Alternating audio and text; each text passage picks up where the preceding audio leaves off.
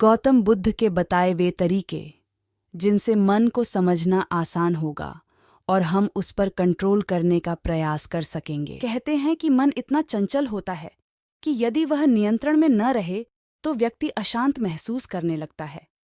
ये अशांति मन में एक पल में आने वाले सैकड़ों सवालों के कारण होती है और यह अशांति तब तक बनी रहती है जब तक कि व्यक्ति को मन में चल रहे सवालों का जवाब नहीं मिल जाता। ऐसे में तो यही लगता है कि मन को शांत रखना बेहद जरूरी है, लेकिन सवाल यह उठता है कि आखिर हम मन को शांत कैसे कर सकते हैं। गौतम बुद्ध के मुताबिक मन को शांत करने के लिए उसे समझना जरूरी है। गौतम बुद्ध के बताए वे तरीके जिनसे मन को समझना आसान होगा और हम उस पर कंट्रोल करने का प्रयास कर सकेंगे। मन को जानने से जुड़ी है गौतम बुद्ध की ये कहानी है। पहला चरण। एक बार एक व्यक्ति गौतम बुद्ध के पास गया और पूछा कि मन को नियंत्रित करने का पहला चरण क्या है। बुद्ध कहते हैं, अपने मन को समझने का पहला चरण है इसके द्वारा दिए गए लालच की व्यर्थता को देखना, समझना। दरअसल जब मन अनशांत होता है तो कई तरह के लालच देता है और जिसने मन द्वारा दिए इन लालचों को पहचान लिया, समझ लो कि उसने मन को समझने का पहला चरण समझ लिया। फिर व्यक्ति बुद्ध से पूछता है कि लेकिन हमें यह कैसे पता चलेगा हमारा मन हमें लालच दे रहा है और वह लालच व्यर्थ है।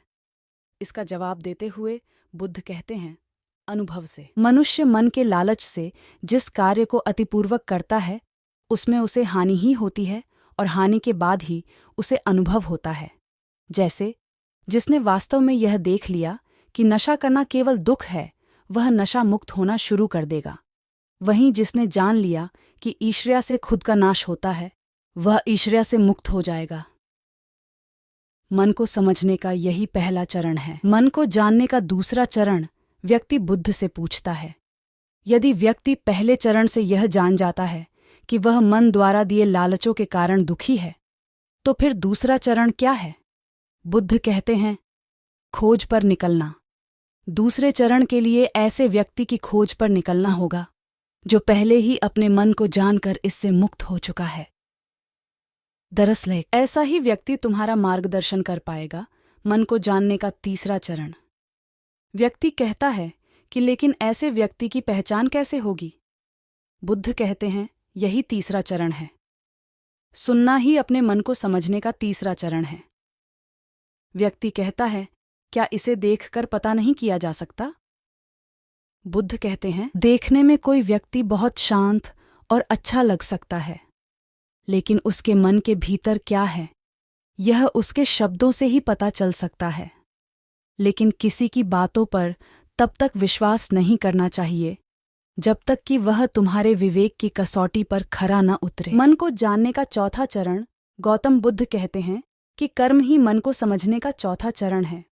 खुद को जानने के लिए सही दिशा में कर्म करना जरूरी है, लेकिन कर्म करते हुए व्यक्ति हर बार दो गलतियां करता है।